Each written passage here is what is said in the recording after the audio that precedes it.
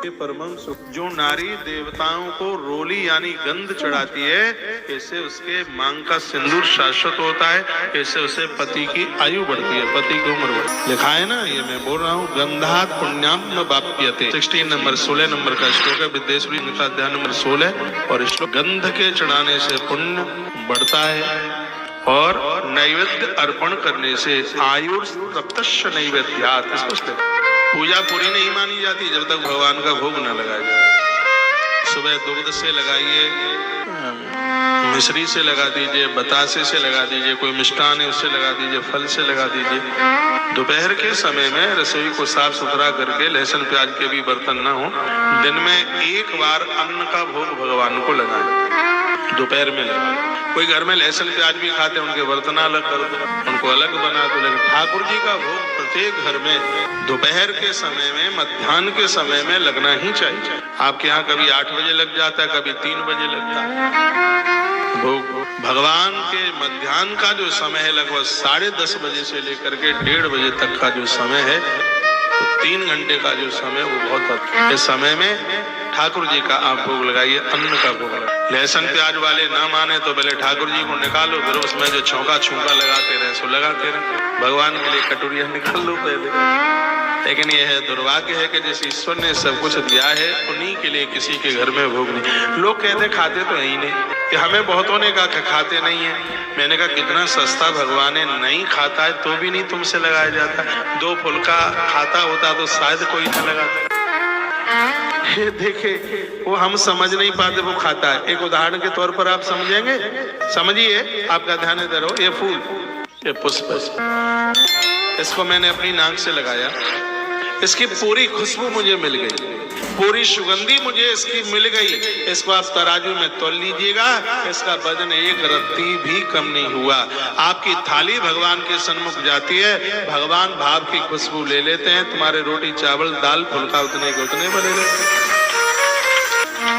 राम जी ने पूछा कि हम कहाँ रहे, तो महर्षि वाल्मीकि जी ने क्या कहा, 14 स्थान बताया, उसमें एक भी तो बताया, तुम ही निवेदित भोजन करहि, तुम ही निवेदित भोजन करहि, प्रभु प्रसाद पठन भूषण धरि। एक बात बताओ, हम बंबई में ऐसे 1 महीना कथा करते रहे तो आप आते रहोगे पूरे महीना? हाँ? अच्छा, हम सोच रहे हैं कि सर्दी सर्दी बंबई रहे, यहाँ तो पंखे ही चल रहा है।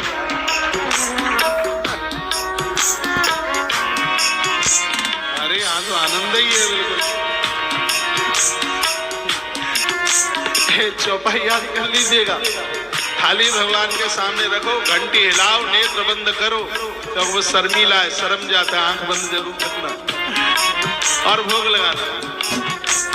तुम ही निवेदित भोजन करहि, प्रभु प्रसाद पठन भूषण धरि। तुम ही निवेदित भोजन करहि, तुम ही निवेदित भोजन करहि, प्रभु प्रसाद पठन भूषण धरि।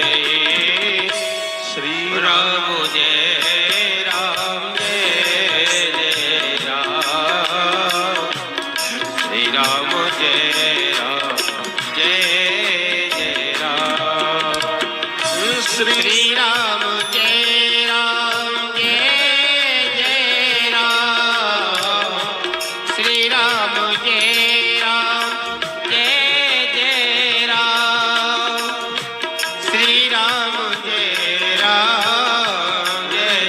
राम, श्री राम जय राम जय जय राम, श्री राम जय राम जय जय राम, श्री राम जय राम जय जय राम। बोले नारायण देव भगवान जय हो। तो ये नैवेद्य यानी भोग लगाने की बड़ी महिमा है। आयुष तृप्तश्च नैवेद्य, भगवान का भोग लगाने से उम्र बढ़ती है, आयुष बढ़ता है, उम्र में खटका नहीं होता, खतरा नहीं होता, इसलिए हम देवताओं का भोग लगाते हैं। इस ग्रंथ में लिखा है कि 5 पौआ की बड़ी बात कही। 5 पौआ का मतलब हो गया 1.25 किलो। जो भी कुछ आप लगा रहे हैं वो सवाया होना चाहिए। रुपया भी चढ़ाओ तो उसमें सब आया। वस्तु अब चवन्नी तो मिलेगी नहीं, चवन्नी तो बंद हो गई है, लेकिन जब इसमें लिखा था तब ये बंद नहीं हुई थी, तब चलता रहा होगा, तो सब आया। तो बड़ी महिमा। आयुष तृप्तश्च नैवेद्य, एक रोटी का भोग नहीं, एक पूड़ी का भोग नहीं। हाँ, इसमें तो वर्णन है कि 5 पूड़ी हों भोग के साथ, 5 रोटी हो, तो कोई फेंकने के लिए तो बोल नहीं रहे, घर की उनमें प्रसाद में मिला दीजिएगा, सबको ये प्रसाद मिल जाएगा, उसमें से एक आध गौ माता को दे दीजिएगा और उसको अपने प्रसाद में उसको मिला लीजिए। 5 नहीं कर सकते तो 2 तो कर सकते हैं। एक बात और मैं बोलूंगा, बिना घी लगाई हुई रोटी भगवान को नहीं परोसी जाती, उसको अशुद्ध, उसको भूत भोजन माना गया। और वैसे भी मैं कहता हूँ, जब तक नाम के आगे न हो जी और रोटी पर न हो घी, तब तक तो स्वाद आता ही था। जाते हैं तो उसको ढकी। पहले हमारी माताएं ऐसे अंचल से ढक लेती हैं, ऐसे तो आजकल तो बगलों उछाल उछाल करके चलती थी। पहले की संस्कृति बड़ी अद्भुत थी। हम बहुत छोटे छोटे होते थे, घर में रिश्तेदार मेहमान आ जाएं तो सब चीजें घर में होती नहीं थी, बाजार तो बहुत दूर होते थे। गाँव में बेचने वाला फेरू आता था साइकिल पर लेके, उससे और पहले जब साइकिल न होती होगी तो सिर पर खुपरिया पर रख के लेके आता। तो घर में कोई चीज नहीं होती, रिश्तेदार आ जाए तो बगल की चाची के यहाँ से सामान ले आए, आटा नहीं है तो आटा ले आए, बूरा ले आए। मेरी उम्र के जो बैठे हैं आपको पता होगा, तो बुआ बहनें जो लेके आती थी तो ऐसे छिपा लेती थी। बाहर मौसाजी बैठे होते थे, मौसाजी, और मौसाजी को तो पता होता था कि मौसाजी के घर भी तो आता है ऐसे उनको तो, लेकिन वो देखिए वो ऐसे छिपा के लेके आती कि किसी को पता ना लग जाए। और आज मौसाजी पूछ लें तो बेटिया रनिया क्या कहेगी, मौसाजी दाल नहीं थी तो बगल वाली चाची के यहाँ से लेकर आए, उछालती उछालती रनिया लेकर के आवेगी। पहले की संस्कृति बड़ी अद्भुत थी। आज लोगों के पास पैसा भले बढ़ गया है, लेकिन वो मानसिकता नहीं है, वो संतोष नहीं रहा। अड़ोसी पड़ोस में कौन रह रहा है पता ही नहीं है, और जब से बंबई में आ गए तब से तो बगल वाले फ्लैट का पता ही नहीं है कि रह कौन रहा। पैसा मिला, ऊंची अट्टालिका मिली, बड़ा शहर मिला। मैं बहुत आग्रह पूर्वक निवेदन करूंगा, यहाँ जितने भी हैं वो मेरी तरह कहीं कहीं किसी अंचल से आए हैं, गाँव से आए हैं, अपने क्षेत्र से आए हैं, अपने देश से आए। मुझे मारवाड़ी बहुत अच्छा लगता है, किसी को जलन नहीं हो इस बात को। चाहे तो मैं बहुत ज्यादा रहा हूँ राजस्थान में, मेरी पढ़ाई लिखाई ज्यादातर से वहीं की है। मारवाड़ी को मैं बहुत लाइक करता हूँ।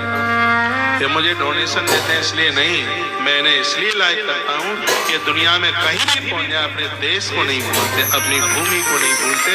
ये इनकी बहुत